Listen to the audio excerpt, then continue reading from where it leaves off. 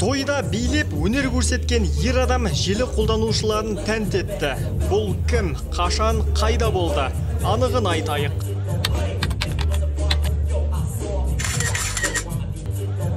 Тенгриньюз KZ сайтының мәліметінше, видеодағы ер адам Алматы тұрғыны Мұхтар Айтбек Теги есімді азамат болып шықты. Жасы 46-да. Мұхтар Айтбек Тегінің өзінің айтуынша, желіде тараған видео Қапшағайда туыстарының бірінің тойында түсірілген. Бұл видео Қапшағай қаласында жеңгемнің 50 жылдық мерейтойында түсірілген. Сол тойға ата-анамды апарғам, кейін аға жеңгем бір билеп берші деп қолқа салды. Көңілдерін қалдырмайын деп билеп бердім, бірақ желіге кім салғанын білмеймін дейді ол. Мұхтар биді жақсы көретіні соншалық кез келген әуенге билей беретінін айтты.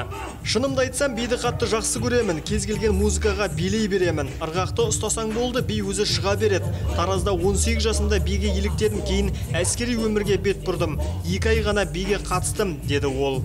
Мұхтардың айтуынша, кәсіби түрде бимен айналысып көрмеген, өзін Дастан Оразбековке ұқсатқан желі қолданушыларына оның өнері ұнайтынын, бірақ еліктемегенін айтты. Мұхтар ұлттық ұланның зейнеткері, 22 жыл сол салада қызмет еткен.